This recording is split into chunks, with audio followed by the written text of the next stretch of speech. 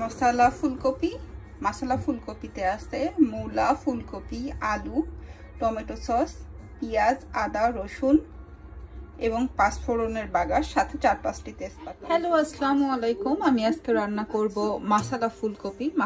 মশলা ফুলকপি রান্না করতে যা যা লাগে আমি প্রথমেই সেগুলো একটু দেখিয়ে দেই।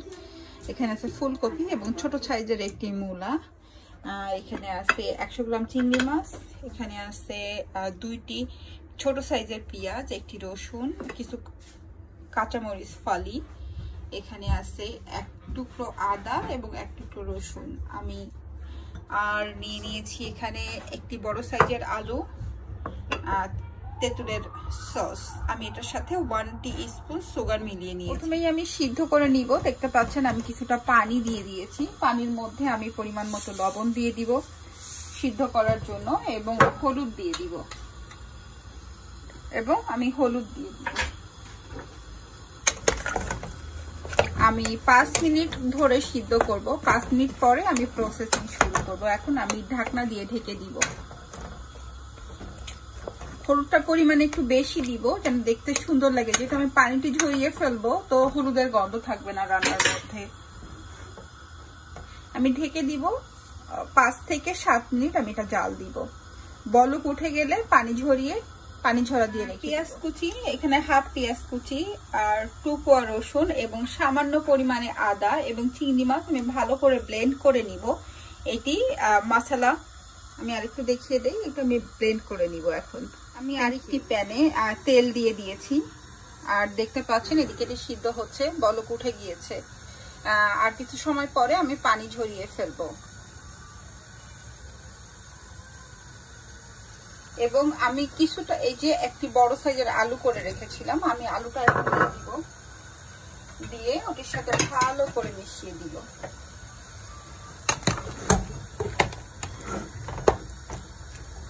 এদিকে আমি ব্লেন্ড করে নিয়েছি চিংড়ি মাছ, রসুন, আদা, পেঁয়াজ একসাথে ব্লেন্ড করার পরে দেখতে এটি এমন হয়েছে। এটি আমি এখন এক এক করে দেখতে পাচ্ছেন আমি 3টি তেজপাতা দিয়ে দিয়েছি। তেজপাতা দিব এবং আমি ব্লেন্ড করা ওই চিংড়ি মাছ, আদা, রসুন ছিল এটির মধ্যে, আমি ওটি দিয়ে দিব। এখন আমি এটির মধ্যে 1 স্পুন ধনিয়া গুঁড়া,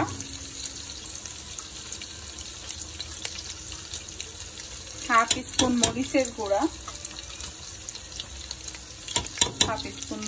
গুঁড়া, আপনি মরিচ এবং লবণ আপনি আপনার টেস্ট মতন দিয়ে নেবেন। সামান্য হাফ টিস্পুন হলুদের গুঁড়া দিয়ে দিয়েছি। এটি আমি এখন ভালো মতো নেড়ে চেড়ে কষিয়ে নেব।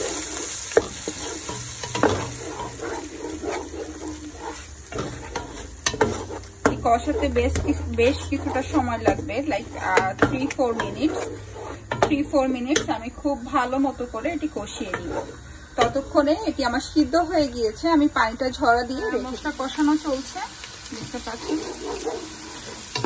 তারপরে কিছুটা পানি দিয়ে কষিয়ে নিব।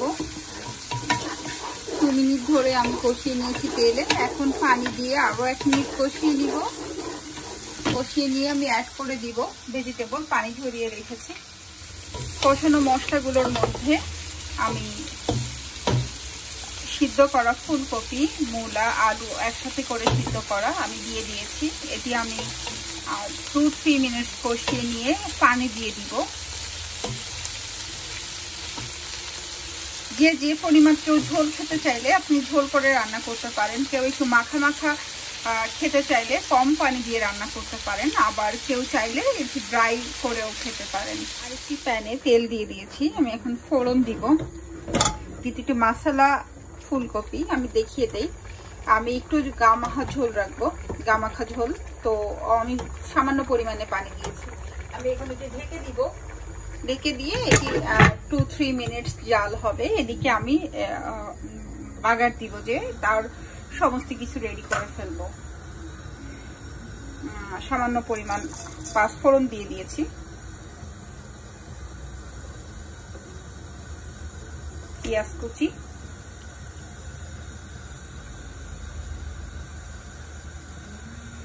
রসুন কুচি। এটি ভাজা হতে হতে যতটুকু জাল হবে অতটুকু জালই যথেষ্ট।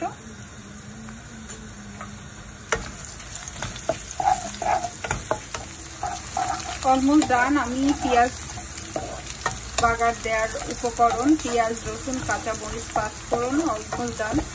আমি কিছুক্ষণ পরে আমি দিয়ে দিব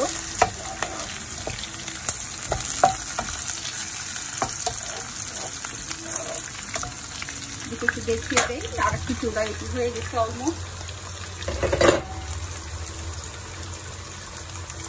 অলমোস্ট হয়ে গিয়েছে। আমি এই পরিমাণ ঝোল রাখবো।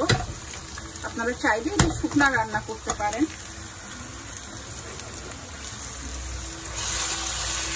আমি বাগারের উপকরণ দিয়ে দিয়েছি, আপনারা দেখতে পাচ্ছেন।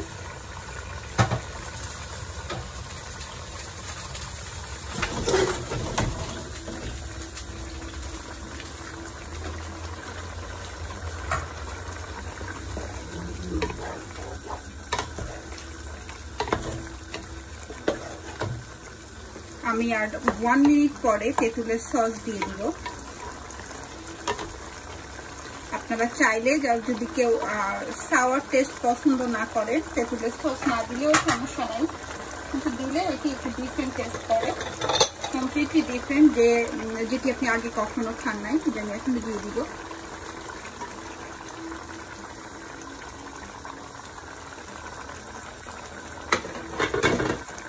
রেডি হয়ে গিয়েছে আমার তরকারি।